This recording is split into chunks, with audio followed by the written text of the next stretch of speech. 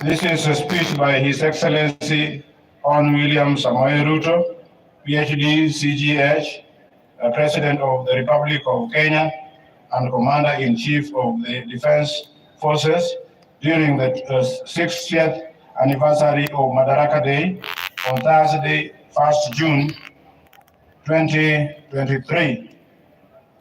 Kenya at 60. A celebration of freedom and enterprise. On this day, 60 years ago, Kenya formally gained its right of internal self-government, Madaraka. The mandate of majority African self-determination was a major step towards the emergence of this nation as a republic. Later that year, the first Madaraka Day then was the golden dawn of our country's sovereignty, freedom from colonial oppression, autonomy from racist repression, and liberty from foreign suppression. In fighting for sovereignty, our noble freedom fighters had primarily waged a political struggle to liberate the people, violated the political freedom of their nation through sustained socio-economic progress. In this manner, Kenya have reiterated their commitment to true freedom, as required or inspired by a spirit that is truly unique, which transcends ordinary decision-making. We recognize that spirit even now.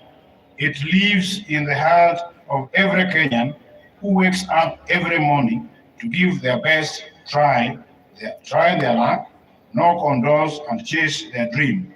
We see it every day when we meet traders, artisans, farmers, laborers, and other workers braving the scorching sun and enduring cold rain in pursuit of livelihood.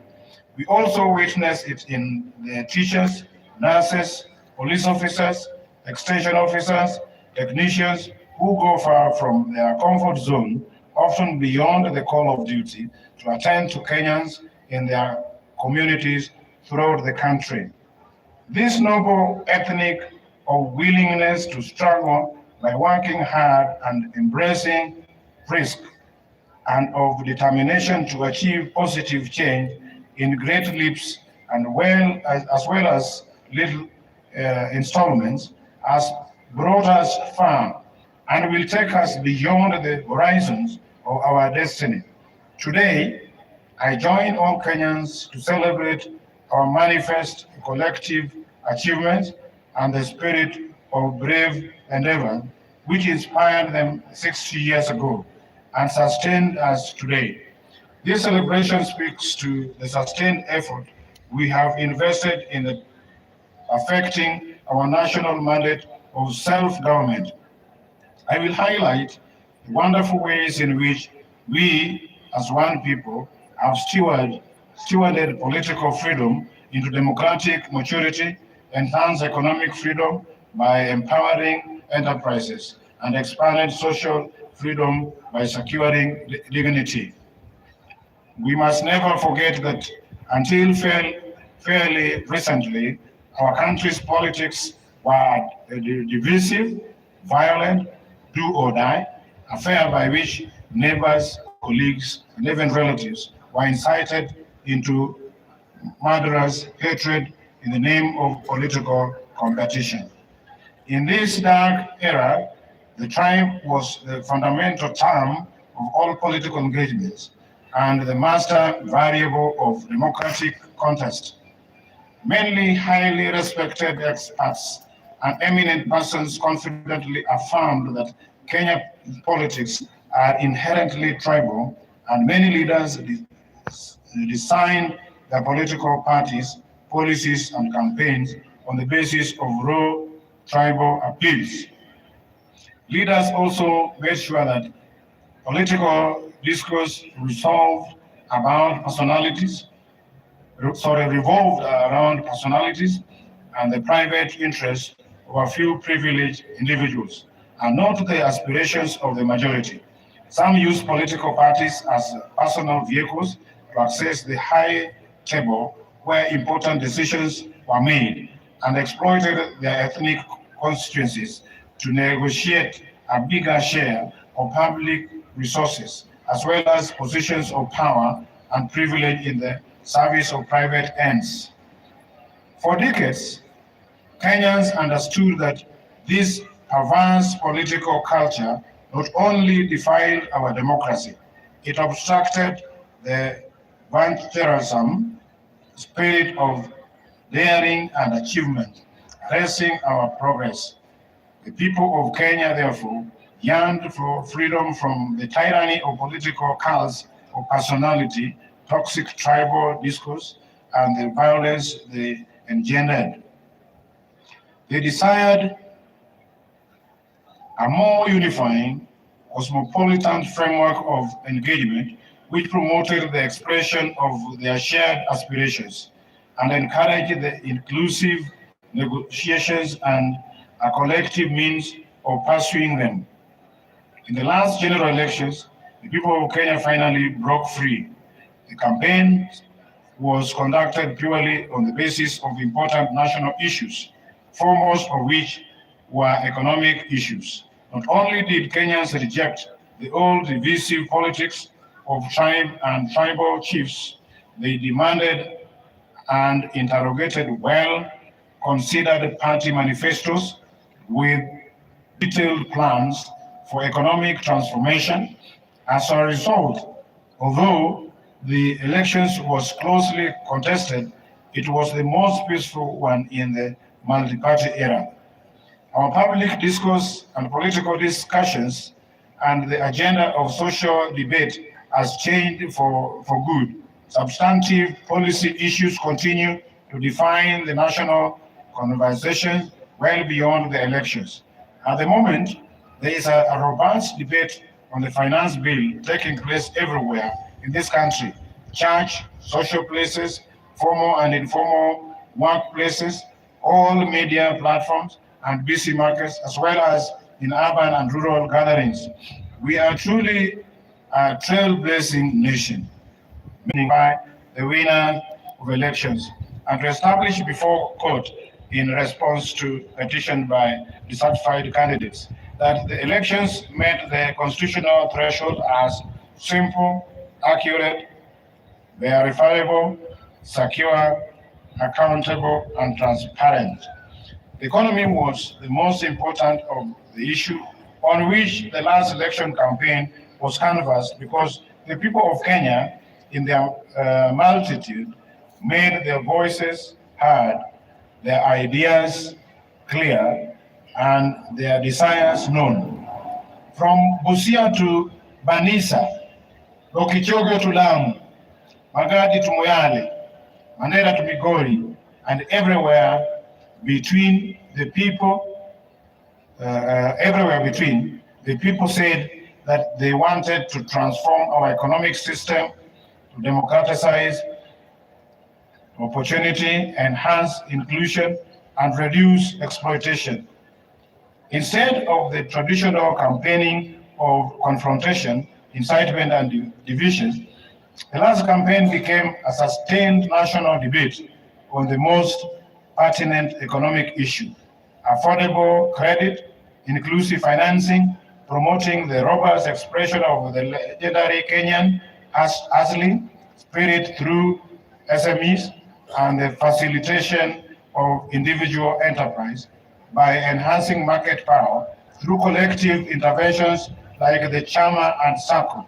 This is how Kenyan entrepreneurs desired to secure access to credit, savings, markets, social security, and health insurance. By paying attention to their aspirations, we established that Kenyan entrepreneurs desired to pursue success through inclusive market enterprise, which take positive measures to ensure that no one is left behind.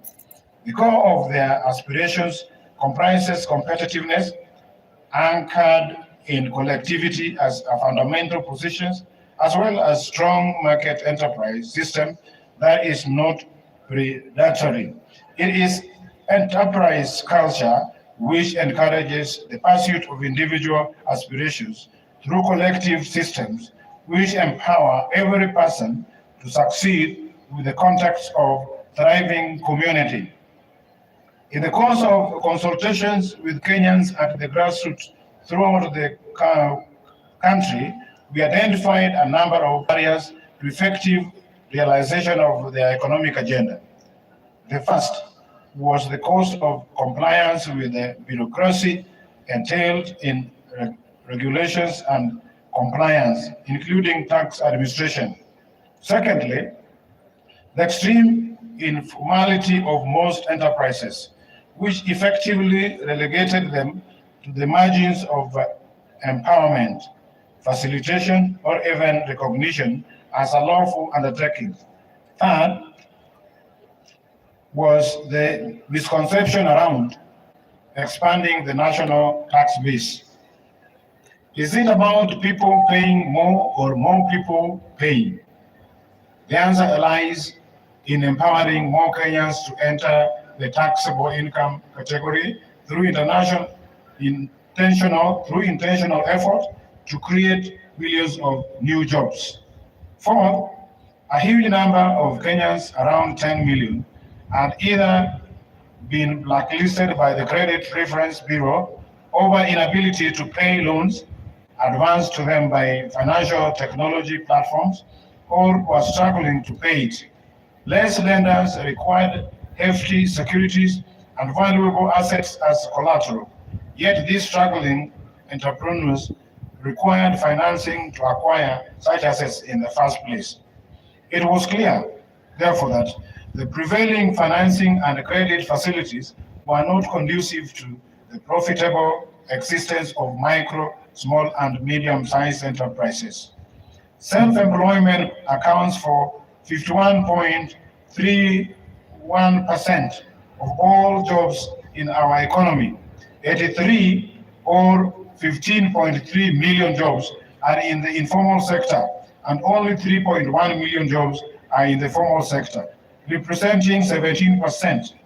Considering this employment landscape, it was imperative that we attend to the interests of this undeserved majority of workers urgently. Sorry, the underserved majority of workers urgently,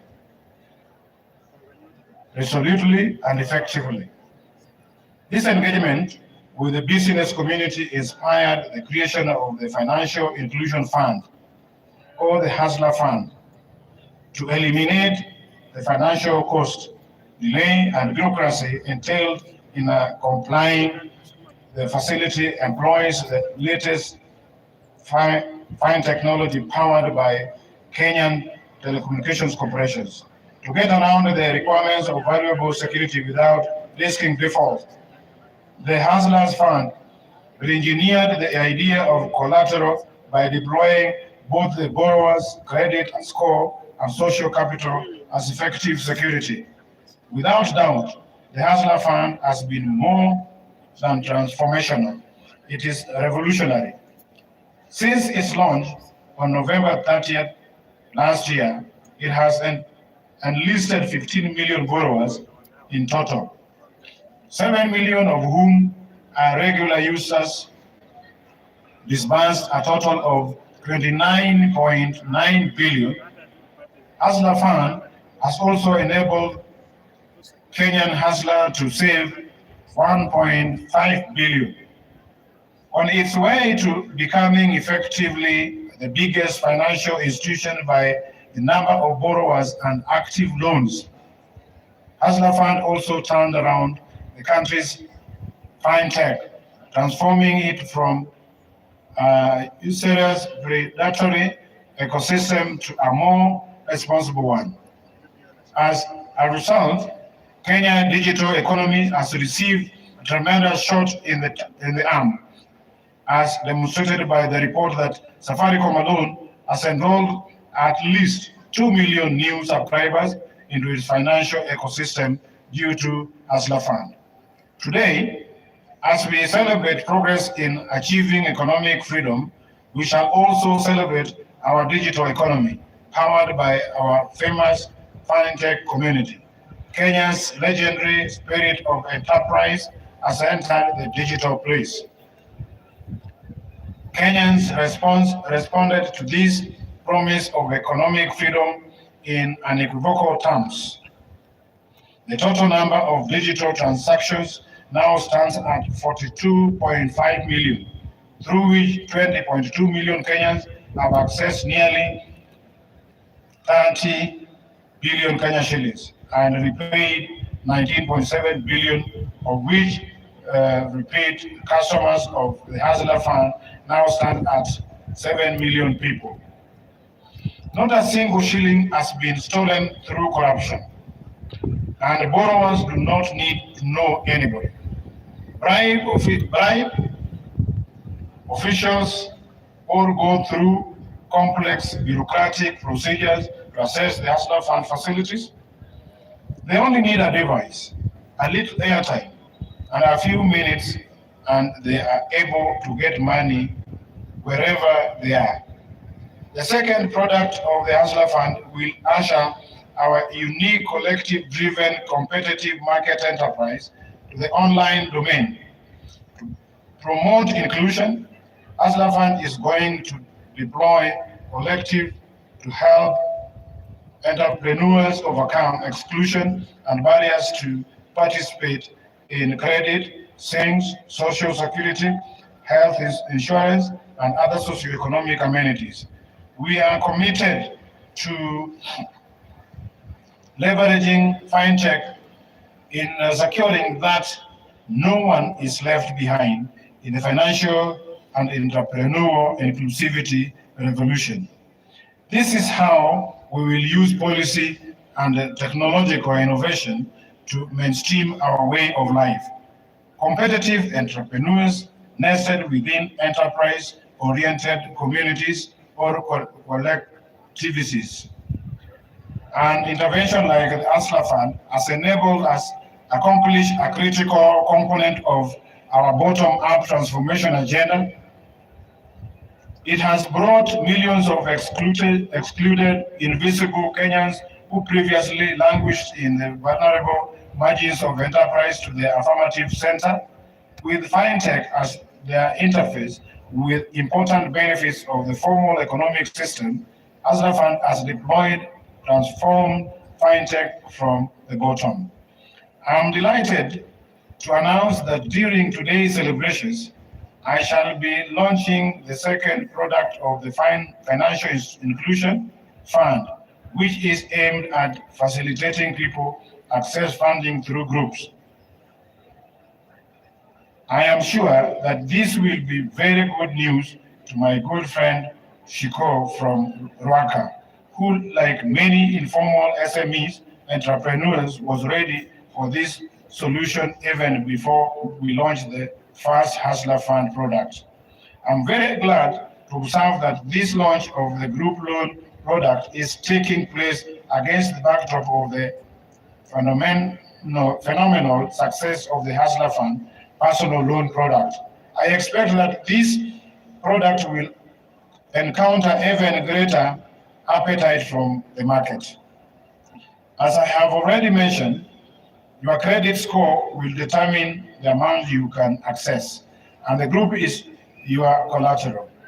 This means that your conduct as an entrepreneur, as a member of community, will begin to define your credit worthiness, but also that there will be opportunities to rehabilitate defaulters if they demonstrate sustained behavior change.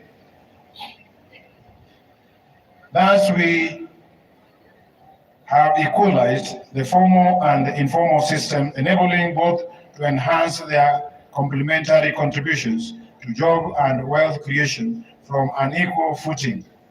As we celebrate this increase in our economic freedom, today we also celebrate the democratization of the Kenyan economy.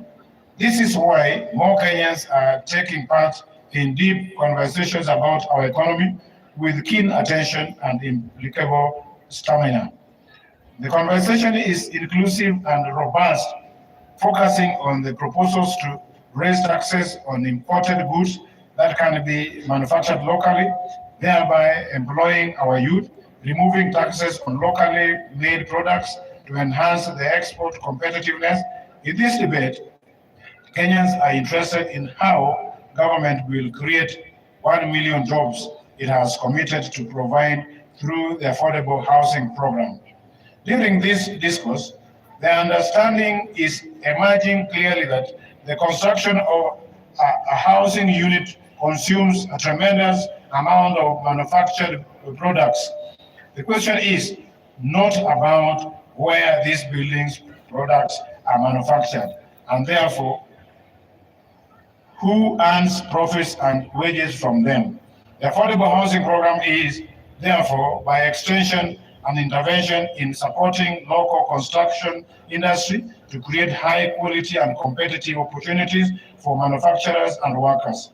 By catalyzing the construction of hundreds of thousands of affordable housing units, we shall also be stimulating productivity and competitiveness in the manufacture of building, cement, steel, paint, nails, ballast, timber, roofing material, window, doors, other fixtures, among many other products.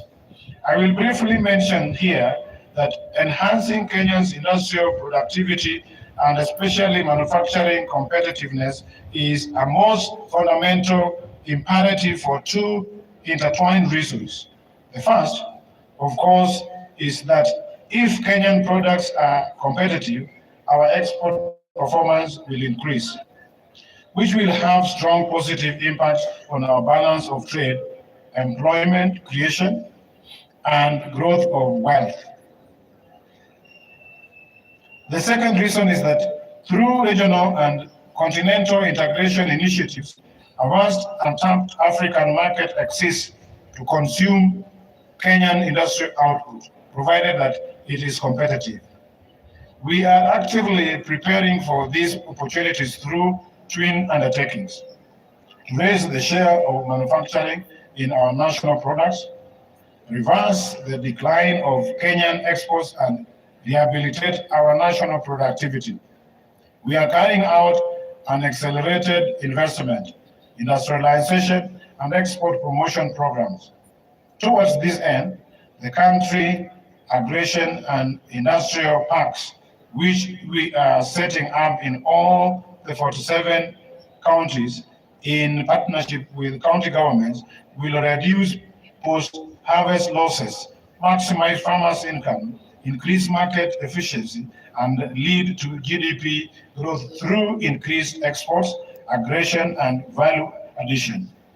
Additionally, the government has stepped up establishment of export processing zones with 5 additional export zones budgeted in the coming financial year to be set up in Sagana, Thika, Joro, Eldoret, Busia, to complement the existing one in Athi River.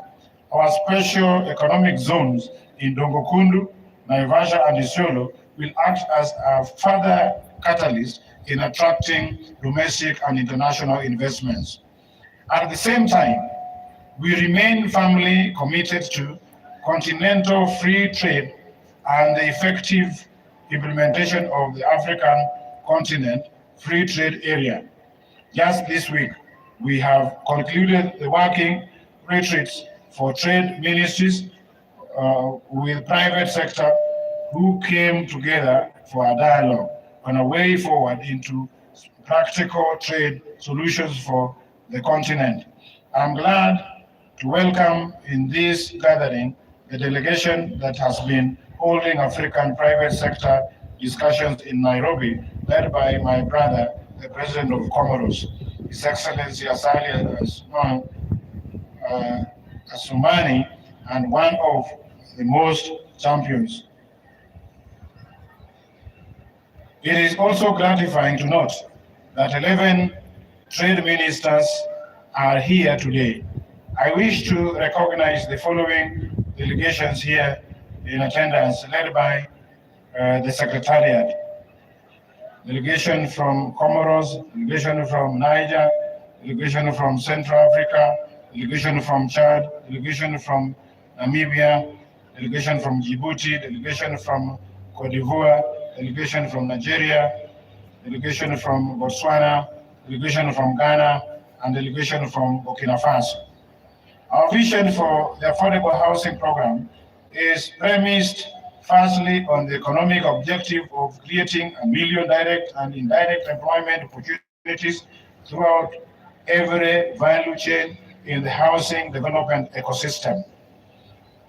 A single housing unit is capable of employing 3 to 5 workers directly and an additional 8 workers indirectly as a quarry worker, fabricators, fittings and fixtures, wood and metalworks, and others.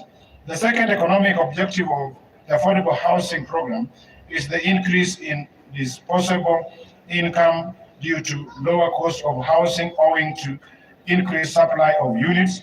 Aside from food and transport, the biggest cause of urban income erosion at the bottom in Kenya is rent. The first social objective of the affordable housing program is to enable Mama Mboga access and afford a mortgage and embark on a physical journey towards home ownership beyond the cost of units. The program therefore entails an entitlement aspect which gives priority to communities residents where the projects are situated. This way, the housing program will raise the bar in terms of quality at the bottom. The second social objective of the affordable housing program is connected with human dignity and entails the liberation of millions of people consigned through official neglect to languish as underclass whose precarity has been normalized. We did not fight for independence to relegate our innocent compatriots to a life of suffering, exclusion, and indignity in slums. In brief, our nation is involved in collective public reasoning on the way and means of baking a much larger cake for everyone, as opposed to unpleasant quarrels about who gets a share of minute cake and who does not. Today, we also gather to celebrate our achievements in enhancing social freedom through the implementation of our commitments in health, security, education, and affordable housing. A significant portion of household budget goes to food, which is therefore a major component of the cost of living, aside from being a determinant of food and nutrition security. Understandably, there has been animated engagement on this subject after prolonged drought which pushed the entire Horn of Africa region to the brink of famine. The spread shortage of staple food, even in regional markets, have driven food prices beyond the ability of many households to afford them. Enhancing food production is an intervention with multiple fundamental implications. It promotes access to affordable and adequate food and nutrition at the bottom. It also increases food supply, lowering prices and thereby the cost of living. Moreover, subsidized food production increases jobs and productivity in the country's biggest employer, agriculture. In keeping with our commitments in this critical sector, we managed to register 5 million farmers nationwide. These farmers immediately became eligible to receive subsidized fertilizer, and those who stepped forward received their full fertilizer requirements, unlike in the past seasons when the allocations were rationed at an unsustainable quantity. As a result of these measures, Kenyan farmers have been able to plant 200,000 additional acres of food this year using 2 million more kilograms of seed. As international petroleum prices continue to rise beyond reach, the cost of fuel locally rises steeply. Transport as a component of household budget is raising the cost of living. We have no choice anymore in the matter except to liberate Kenyans from reliance on mobility that depends on petroleum. For this reason, we are rolling out an electric vehicle public transport system which will bring down the cost of transport to a third of present levels. Our border industry is about to experience inclusive transformation by way of an intervention to introduce more efficient vehicles into the market that are also affordable, clean, and can be acquired with the help of affordable, reasonable financing. With this intervention, owning and operating a border will become affordable, secure, and profitable. I'm eager that this information reach my seconder of my presidential nominations, the good Mr. Calvin Uchien, who operates in Kilimani, so that he can escalate his hustle to the next level. A healthy nation is a free nation of citizens liberated from human suffering and empowered to pursue their livelihood and dreams without the hindrance and performance associated with ill health. A healthy nation is a happy nation. Freedom from disease is therefore a primary plank of our agenda to perfect our self-determination. We are committed to do so affordably, inclusively, and in a manner that enables Kenyans receive quality medical attention from the comfort of their homes. Towards this end, we have recalibrated the National Health Insurance Fund to meet the urgent needs of Kenyans at the bottom of the socio-economic structure by actualizing its purpose as a social medical insurance facility. Secondly, we have committed to deliver universal health coverage that enables every Kenyan attend dignified health care at the minimal cost of subscription fee. Thirdly, we have collaborated with county governments to recruit community health promoters throughout the country in such numbers as will make available one community health promoter for every 100 people. This means that each community health promoter will be tasked with visiting Kenyans at their homes to undertake triage, and determine whether any conditions need to be managed through healthier lifestyle or basic medical attention. The community health promoter will also be tasked with enabling patients with chronic conditions to manage their medication, diet, and general well-being in a manner that makes hospitalization unnecessary. Finally, community health promoters will facilitate early detection of conditions for referral to comprehensive attention in the spirit of effective healthcare management. Under this collaborative initiative, Kenyans will freely go about their work and lives without worrying about the exhausting and depressing cycles of hospital trips, medical appointments, queues, prescriptions, and referrals. The imperative of Madaraka mandates us to build a strong, democratic, prosperous nation through the successful pursuit of high productivity and competitiveness.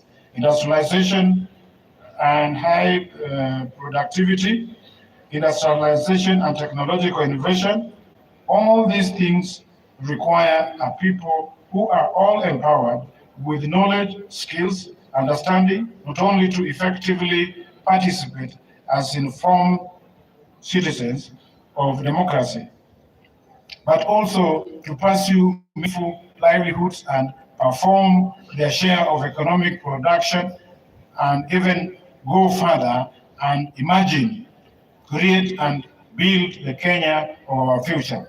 We can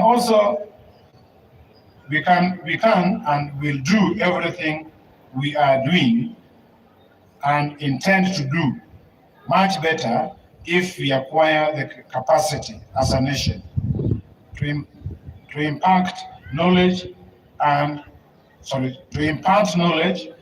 skills needed by people to be productive and efficient, and to stimulate in them the motivation and curiosity to stay competitive in a dynamic knowledge economy. Education, therefore, matters for our freedom and self-reliance and is the enabler and optimizer of every other undertaking. Recognizing this, we have taken all possible measures and pursued every available option to actualize our vision to make education at all levels accessible, affordable, and inclusive, and removed social and economic barriers to the attainment of the highest level of education by every Kenyan. Beyond subsidizing primary and secondary education in all public primary and secondary schools, we have reimagined higher education financing to deliver equity and broader access to all Kenyans, with special attention to enabling the most vulnerable learners realize their right to education. We have also proceeded to employ 30,000 teachers in historic and unprecedented drive to improve the national teacher-pupil ratio and enhance performance. Additionally, we are redesigning the competence-based curriculum to make it responsive to our education needs at this point of our social, cultural, and economic development. Finally, the National Open University will obtain its charter in the course of this month, and as we speak, courses are being uploaded for commissioning. For long, tertiary education in Kenya has mostly been privileged for the most fortunate, while university education was the exclusive entitlement of elites. Not anymore. A month ago, I unveiled a new funding model for higher education that will make the universities as well as technical and vocational training and education institutions fully inclusive, financially robust, and capable of competing with their peers globally, while contributing to our national socio-economic transformation through innovation, research, and development. The model is aimed at financially supporting the increasing number of students enrolling in these institutions and ensuring that those from households at the bottom of the socio-economic structure enjoy equal education opportunities. Under the model, therefore, they will receive full scholarship, while others will receive appropriately graduated levels of scholarship support determined through a robust means testing instruments.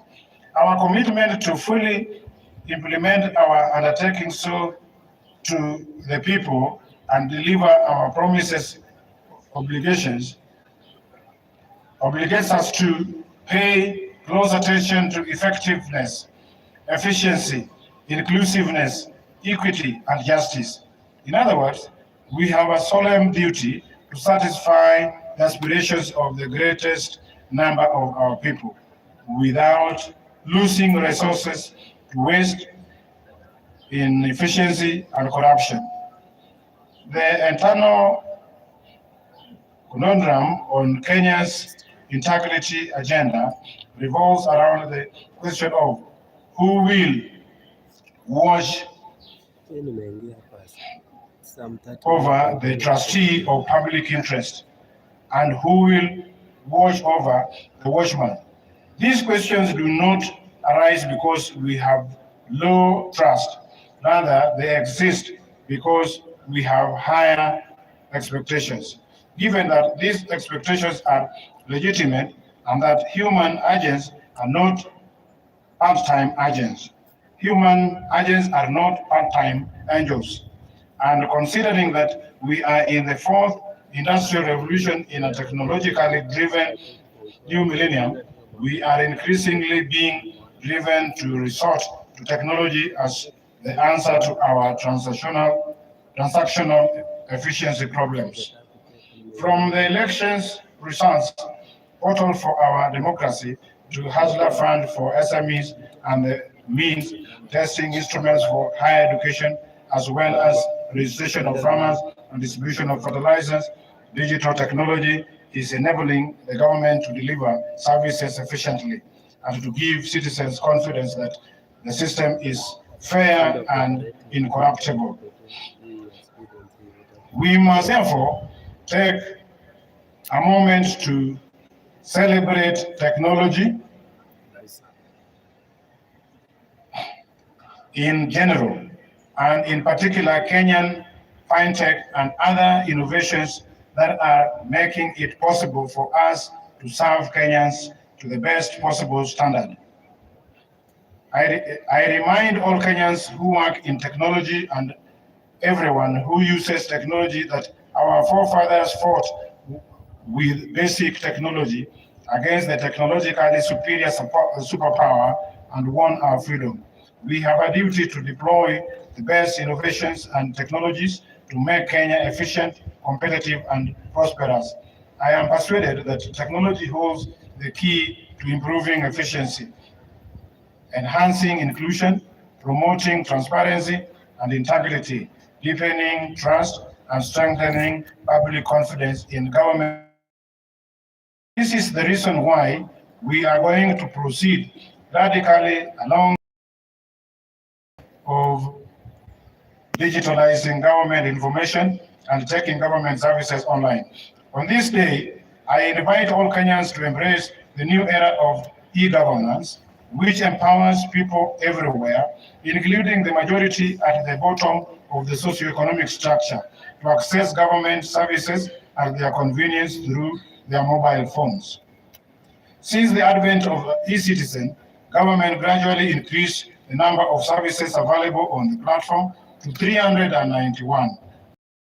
Increase of onboarded services is now shifting to a new radical trajectory with the objective of making the government of Kenya fully digital. As I speak to you, fully onboarded services ready to access are 3,570. We expect 5,000 services by the end of this month. Our ambition is to offer every government services on the ethical, social, and economic affairs. Our collective spirit that anchors competitive individuals' enterprise succinctly explains this manifest ethos. We owe each other certain duties as members of a community that we love to call a nation. Whenever we can do anything to make another person's life better at no or little cost to ourselves, we have a solemn obligation to proceed and do it. Therefore, the fundamental level at which we are morally obligated to think about our duties to the unemployed youth, vulnerable communities struggling in slums, and other people at risk of exclusion, their struggle for dignity as human beings appeals to our duty of moral consideration. Their complicated pursuit of livelihood can potentially complicate our more stable prospects. No human is an island, entire of herself. In community lies power, and to unlock that power, we must attend our values and perform our obligations. That is why freedom fighters consider the inherent morality of their cause to be sufficient reward. If you earn more than 200,000 monthly, paying only 2,500 to a fund that creates jobs for millions of youth and brings a meal to the table of many hustlers is a worthwhile contribution to make for greater good. If we must take only one thing from these wonderful celebrations of freedom and enterprise, it can only be that we have individually and collectively a vast historic opportunities to pursue our aspirations on the agenda arc, thereby stewarding the emergence of Kenya's nation that rises to the full greatness of its power and promise. For this opportunity to be meaningful, we must revisit the values which inspired our forefathers to imagine and suffer for the birth of our nation and commit ourselves to articulate them new with determination to prevail in the world of our income. Thank you and God bless you.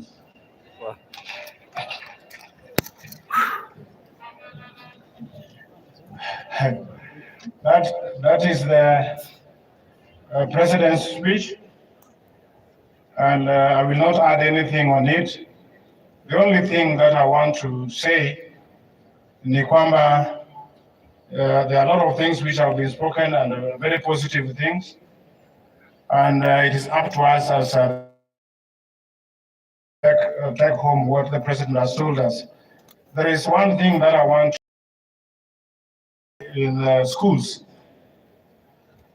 that we need to be very careful. We have seen some wave of strikes that is happening in our neighboring counties, and we need to take care about that so that it doesn't come into our county.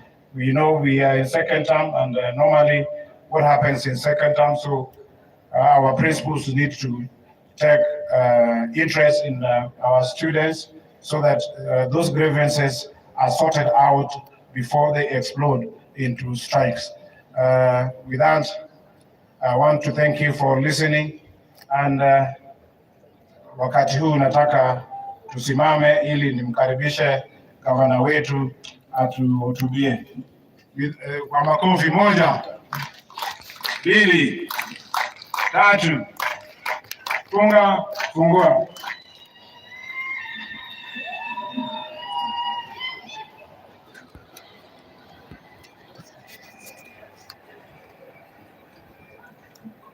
Tukae.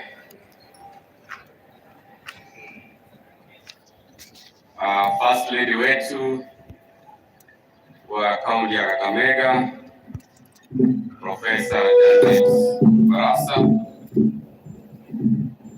Deputy Governor wetu ambaye ni the Holy Sabula, mtoto wa Pasta, County Commissioner, County Security Team ambao wako hapa siku ya leo, Speaker wa County Assembly yetu, the Right Honorable James Lamati, MCAs wote ambao wako hapa, the County Executive, mawaziri, Chief Officers, National and County Officials, na wananchi wote wa Kakamega, mjambo.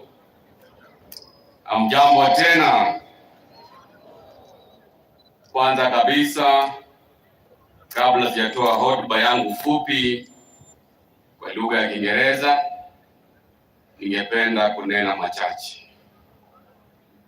Nachukua fursa hii kuwakaribisha nyinyi wote na kuwashukuru kuja kujiunga na sisi katika hafla hii ya muhimu sana tunaposherehekea siku kuu ya Madaraka Day ambayo ni muhimu sana kwa nchi yetu. Na sisi kama viongozi tumesema sasa mambo ya siasa tumewacha uliopita, sasa ni kazi kwa wananchi. Na sisi kama viongozi pia tumesema lazima tushirikiane kuanzia kwa MCAs, members of parliament na viongozi wote ambao walichaguliwa ili tufanyie wananchi wa Kakamega kazi ambayo walitutuma kufanya. Na sisi kama kaunti ya Kakamega, kwanza kabisa tunajivunia kuwa kaunti ya kwanza kwa kuzindua ruwaza ya maendeleo ambayo inajulikana kama County Integrated Development Plan ya miaka 5 ijayo, na pia tutashughulikia sana mambo ya maendeleo, mambo ya kuleta maji Humiliango, mambo ya kujenga hospitali na kununua dawa, mambo ya elimu. Tumesema tuongeza bursaries kuanzia mwaka ujao kutoka shilingi milioni 2 kwa ward hadi shilingi milioni 4. Pia tunashughulikia pakubwa sana ujenzi wa barabara in all the 6 wards. Mambo ya maendeleo nimesema lazima pia vijana wapate kazi, ndiposa tumetangaza juzi opportunities za vijana 3,000, na tumesema hiyo ndio mwanzo. Kila mwaka tutakuwa tunapatia vijana wetu nafasi ya kufanya kazi mashinani. Wale ambao watafaidika ama watafanikiwa kupata nafasi mwaka huu watafanya hiyo kazi kwa mwaka mmoja, alafu next year we are also going to give another 3,000 an opportunity ya kufanya kazi. Na pia tumesema tutashughulika sana pakubwa kusaidia wakina mama biashara through our microfinance. Tuko sasa na budget yetu kuanzia mwezi wa 7.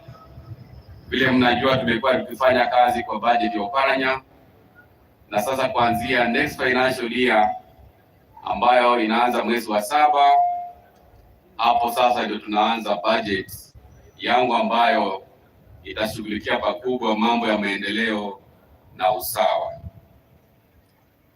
Mambo ya finance bill, tunajua gharama ya maisha iko juu. Wananchi wamekuwa na nafasi ya kutoa maoni kwa ile committee ya finance of National Assembly ikiongozwa na mbunge wa Molo ambaye ni CPA kule Kimani. Ukiangalia maoni ambayo watu wametoa, punda amechoka. Kwa hivyo wabunge wote ambao wako sasa na kazi ya kusikiza maoni ya wananchi, when you are discussing the finance bill, tafadhali ambayo wananchi wamesema, punda amechoka na sisi. Kwa hivyo wale wabunge ambao hawatasimama na wananchi, baada ya miaka 5 mtakutana na wananchi kiwanjani, kwa sababu najua watu wamechoka. Niruhusu sasa kutoa hotuba yangu fupi kwa lugha ya Kiingereza. Distinguished ladies and gentlemen, it is a great honor for me to address you on this occasion of the 60th anniversary of Madaraka Day. The memories of 1st of June 1963 brings all Kenyans together, regardless of their differences. On this day, ladies and gentlemen, we celebrate our attainment of internal self-rule. This followed a protracted and bloody liberation war in which patriotic Kenyans took the unprecedented risk of challenging the legitimacy of colonial rule. But alongside the armed struggle were negotiations of brave and truthful battles. The fresh air breathed on the 1st of June 1963 followed the Second Lancaster Conference. And this happened because the heroes who took these high risks for their country could connect self-rule to prosperity. They understood that colonialized people have no dignity and could not determine their destiny. They therefore offered themselves as ransom to secure our freedom. Fellow countrymen and countrywomen, independence is not an act. In fact, looking at the 63-year journey we have traveled, one discovers that the years of self-rule have been a period of unfolding freedom. This country has at different times face some crises which Kenyans will rally against and resolve. From the white colonial domination to self-internal rule, from multi-party system in 1963 to a one-party system in 1964, from a one-party system to a multi-party system in 1966, from a multi-party system back to a single-party system in 1983. We had the repeal of Section 2A in 1991, leading to the first proper multi-party election in 1992. In the year 2002, the National Rainbow Coalition NAC ushered in another reality, the possibility of the political interests of different parties converging for the great good of the nation. And in 2010, a new constitution was promulgated, thus reconfiguring the balance of power by devolving power and responsibilities to 47 elected governments. This was the birth of devolution. All these, ladies and gentlemen, reveal that we keep freeing ourselves. Freedom is always work in progress. And every generation should boldly solve such so as to understand the nature of chains that bind them. Only then can such a generation free itself. Ladies and gentlemen, my brief reflections with you today is inspired by the spirit of self-determination, the same one we are commemorating today. And I wish to make the case that if we are determined as a country and indeed as a county, we will always emerge better, even at the moment we could be facing a lot of obstacles. I choose this focus because I realize the heavy responsibility that we are shouldering now as Kenyans. We are living through one of the toughest economic times ever experienced in the recent past. Life has become more expensive since the price of basic commodities have steadily gone up in the last few months. According to central bank figures, the inflation rate in March 2023 was 8.59%, and in April it rose to 8.71%. Indications are that in May it may have gone up even further. While all Kenyans agree that we are facing difficult times, we are not agreeing on how to get out of these difficult times. And that is why, ladies and gentlemen, we have had a fairly extended debate on the implications of the Finance Bill 2023. Ladies and gentlemen, this bill introduces a raft of new taxes which will make life more difficult to Kenyans.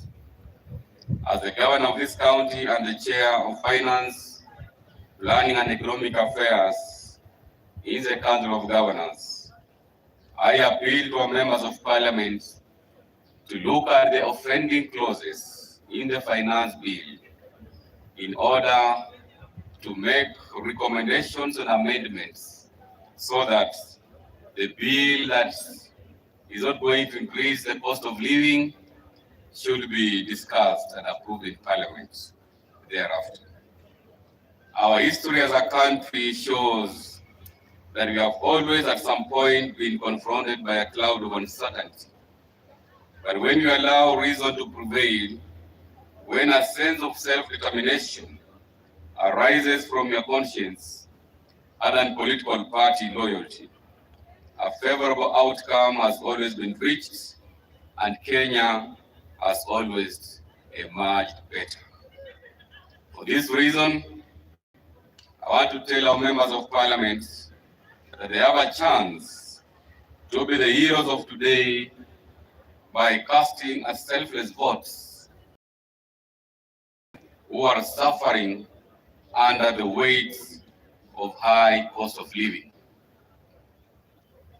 Ladies and gentlemen, governments always identify priorities which they set achievable goals. The first president of the Republic of Kenya, Mzee Jomo Kenyatta, identified poverty, ignorance, and disease. In my campaign, I presented a manifesto which had priorities, and those include health, sanitation, and hygiene, wealth creation and development, food security, education, social development, and good governance. I believe the residents of Kakamega elected me because of my priorities, and I'm looking forward to your support as we implement the 6 priority agenda items. Fellow residents of Kakamega, a fortnight ago, I launched the County Integrated Development Plan. This plan reflects my prioritization of the challenges facing us as a county and to outline strategies of solving these challenges. I would like to use this opportunity to appeal to our people in this county to give us the support we so much need.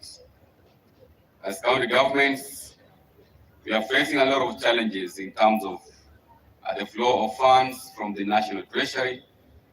This has drastically affected the way we work, but we know we've made appeals to the national government, and I trust that the CS National Treasury is going to ensure that all the arrears owed by counties, or rather to counties, are released as and when they follow due.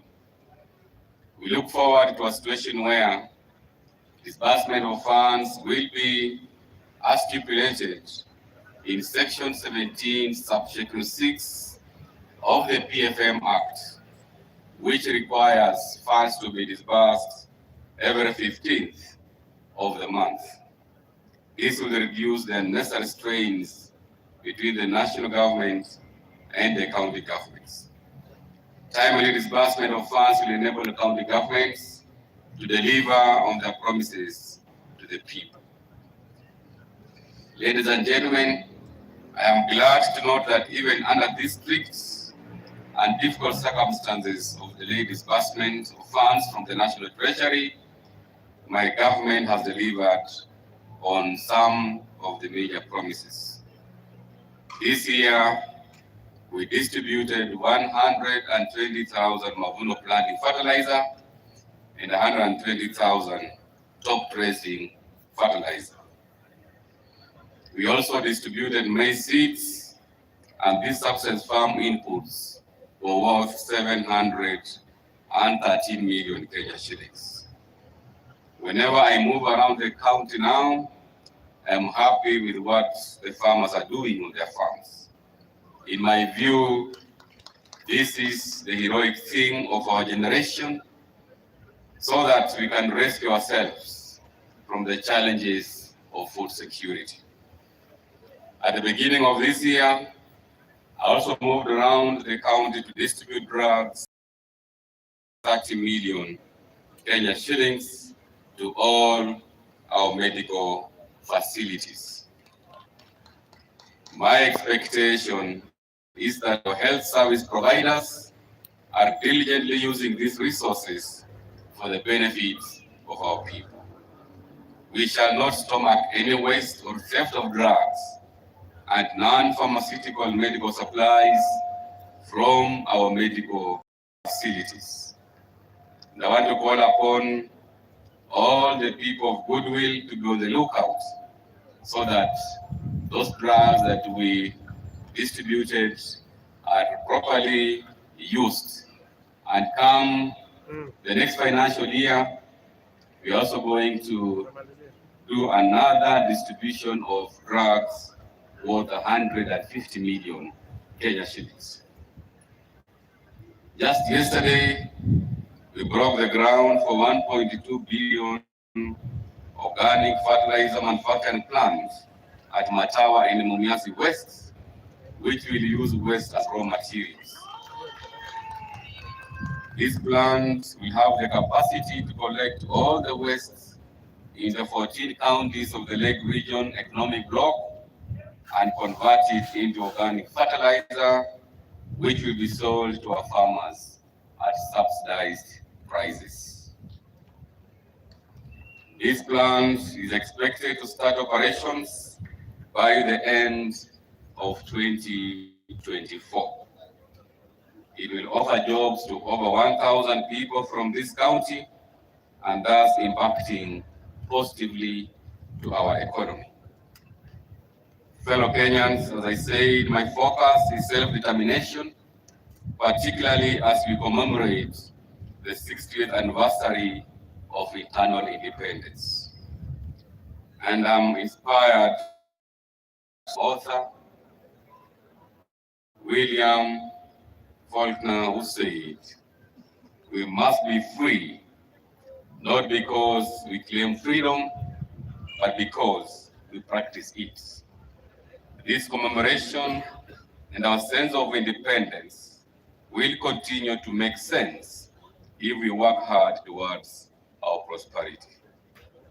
Fellow residents of Kakamega County, as your governor, I will continue to ensure that every resident of this county enjoys the fruits of devolution. In the new financial year, we shall embark on a robust program of doing 10 kilometers of gravel roads in every ward. In addition, we'll be upgrading selected roads to bitumen standards. As I promised, I will improve the infrastructure of our county polytechnics and will continue to support our needy students with bursaries. But as we do this, we expect you to do your bits, work with self-determination, so that you will take advantage of government services to prosper. As I conclude, ladies and gentlemen, by appealing to the representatives of the Kenya Kwanza coalition and our Azimio coalition to ensure that the bipartisan talks resume.